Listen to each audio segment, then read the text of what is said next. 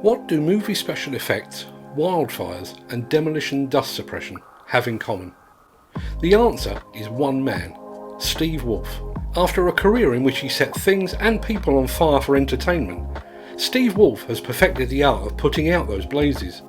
Now, having applied that know-how to tackling America's wildfires, he's turning his attention to the control of dust created by explosive demolition events. And he plans to achieve that by creating a man-made Category 5 hurricane on wheels. In this exclusive interview, Steve Wolfe explains what brought him to the field of demolition and how he intends to control dust by making it rain.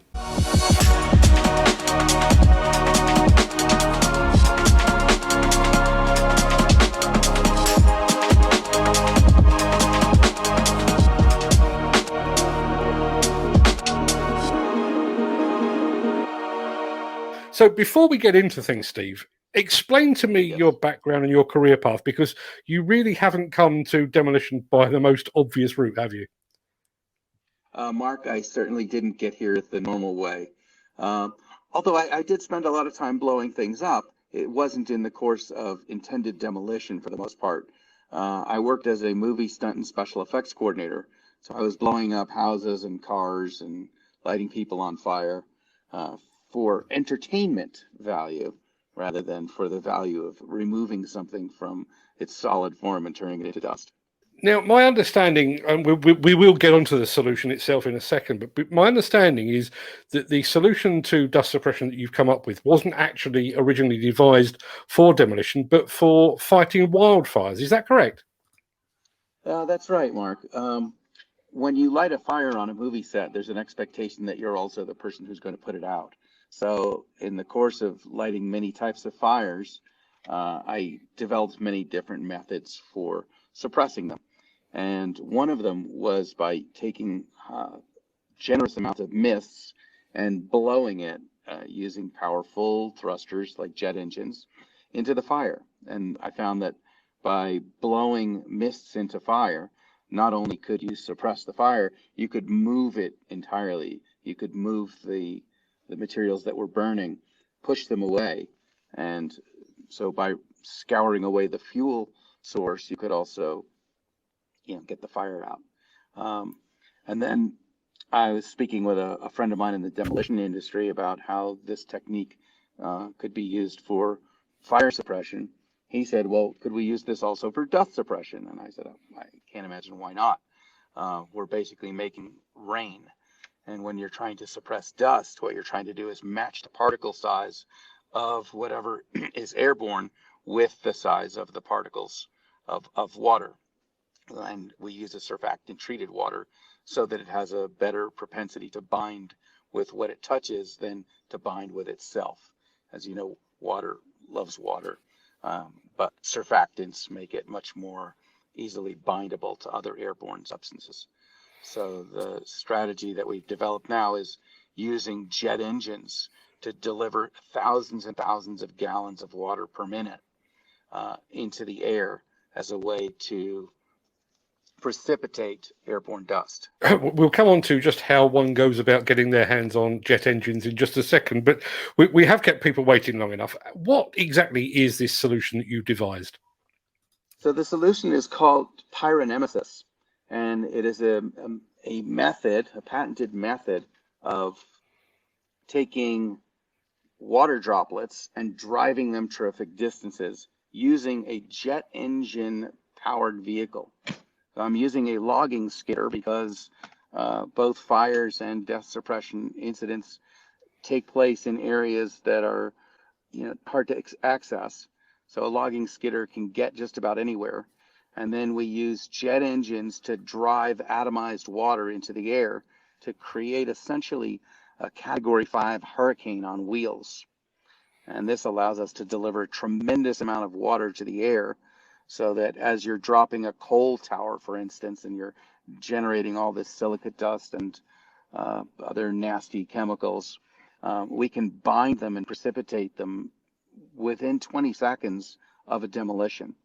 We can do an 80 to 100,000 gallon rainstorm right over the site and drop all the things that you'd prefer not to breathe, and that other people, if they do breathe, will likely sue you.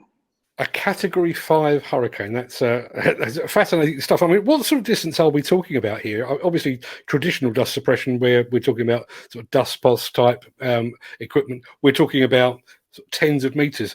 Just how big a throw has this system got? We're looking at a 200 to 300 meter throw. We tested the effluent from our nozzles, and we were getting 100-mile-an-hour winds at 470 feet from the nozzle. It is the obvious question. How does one go about getting their hands on a jet engine?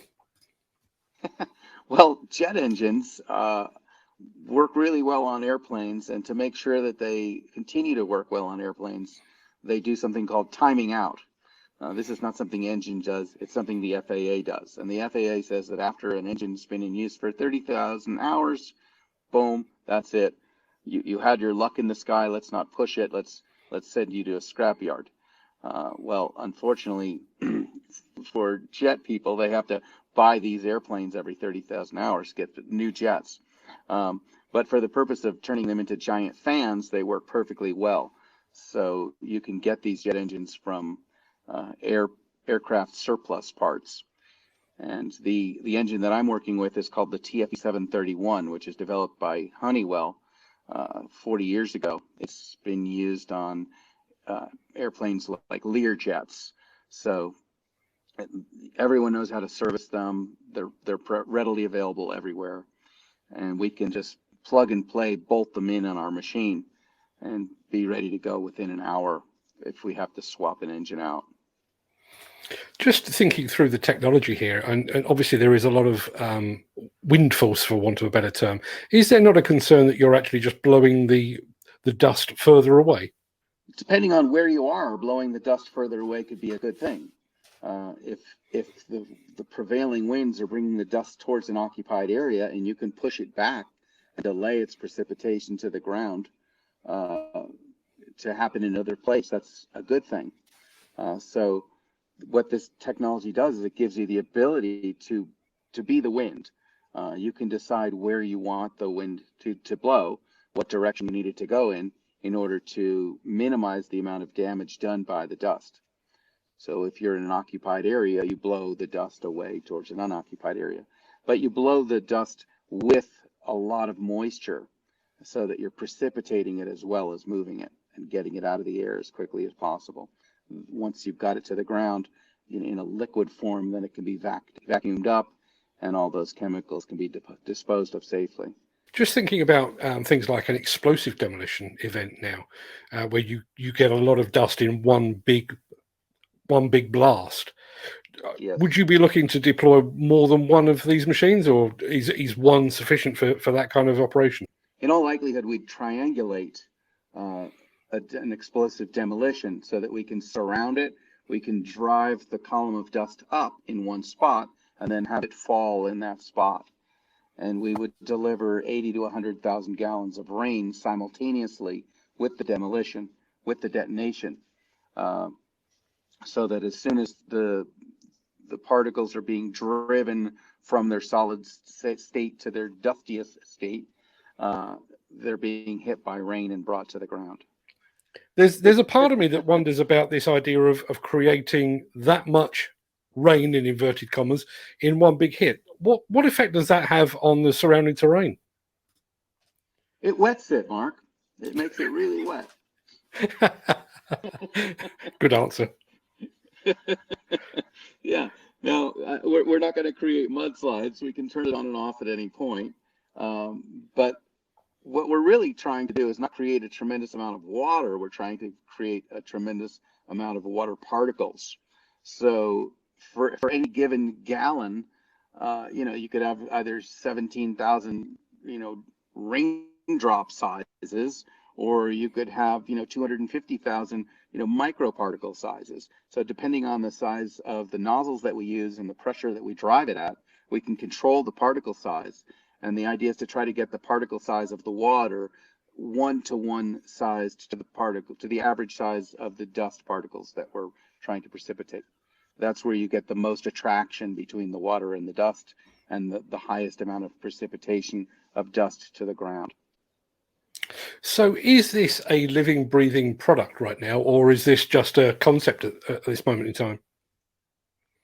This will be a product that you can rent in the near future. The technology was tested by the Russians in the 1990s with a product called Big Wind.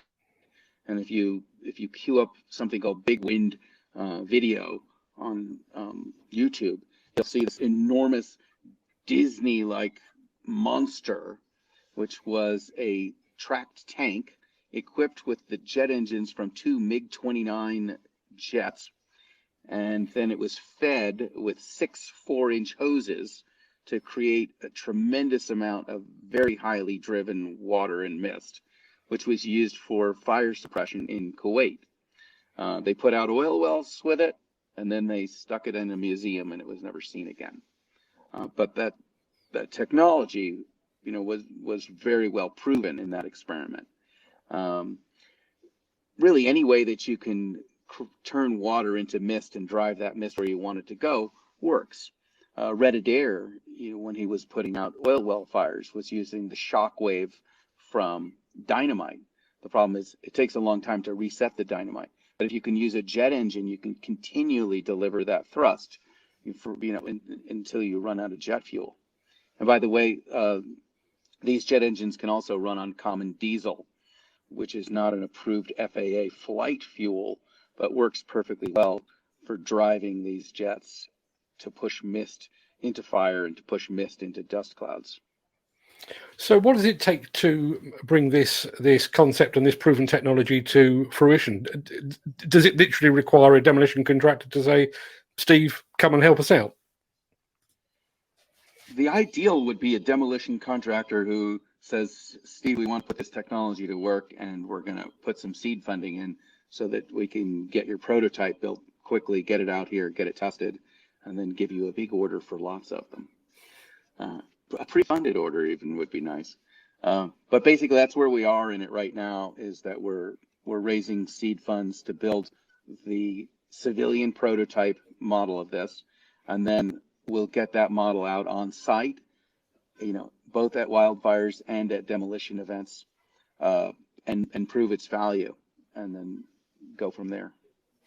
You've already mentioned the name of the website where people can find out more, but would you like to deliver that again so that we can go and get people to go and check it out?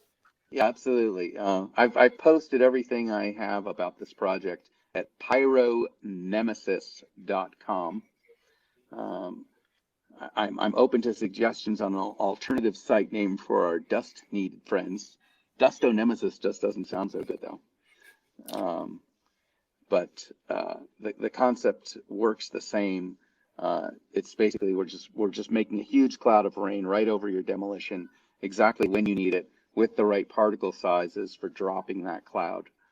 And I'm hoping that someone watching this would like to get in on the ground floor of this business, put some funding into it, and help me build the prototype.